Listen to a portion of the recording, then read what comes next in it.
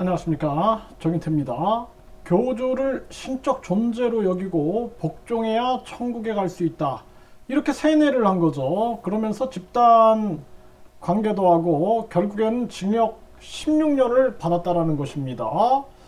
정말 우리 국민들이 조심해야 합니다. 네, 한국일보가 전하고 있고요. 신도 상습 성폭행, 만민중앙교회 이재롱 목사 이야기인데요. 수감 중에 형 집행 정지가 떨어져서 뇌 종양 제거 수술 목적으로 2달여 풀려났다라는 것입니다.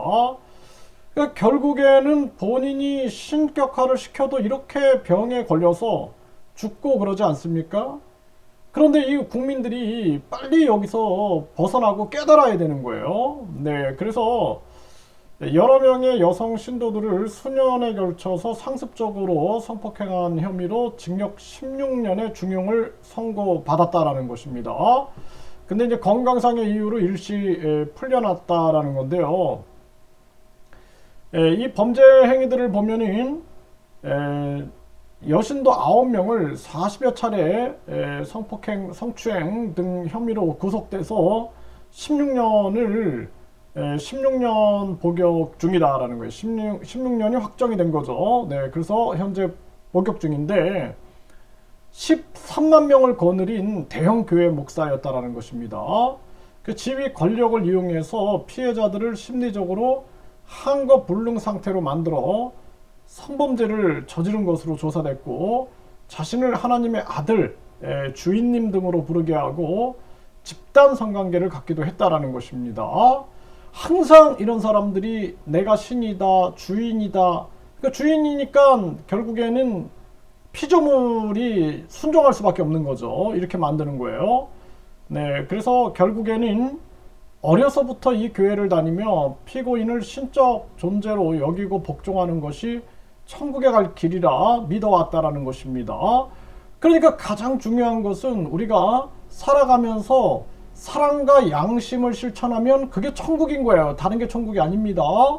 그런데 꼭 이렇게 뭘 사면은 천국에 간다, 자기한테 복종하면 천국에 간다, 이 조건을 거는 건 말이 안 되는 거예요. 우리가 살아가면서 양심을 실천하고 사랑을 실천하는 거, 그 자체가 마음속에 행복을 느끼면 그게 바로 천국이다라는 거예요. 그렇지 않고 살면서 이런 거짓말을 하고 범죄를 저지르면은 그게 지옥인 거예요. 다른 게 지옥이 아닙니다. 네. 그래서 이 목사한테 반항하거나 거부하지 못하는 피해자의 처지를 이용해서 장기간 상습적으로 추행 간음을 했다라는 거예요. 그래서 징역 15년을 선고했는데, 그런데 무죄 판단을 받았던 범행에 대해서도 유죄로 인정하여 징역 16년으로 형량을 늘렸다라는 것입니다. 그래서 상고를 했지만 대법원은 원심 판결에 문제가 없다고 확정을 했다라는 것입니다.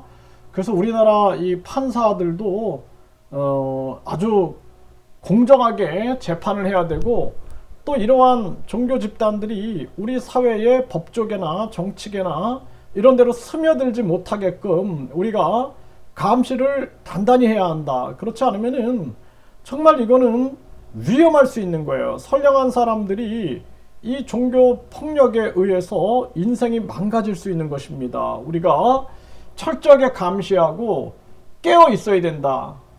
양심으로 깨어 있어야 된다. 이런 말씀을 분명하게 드립니다.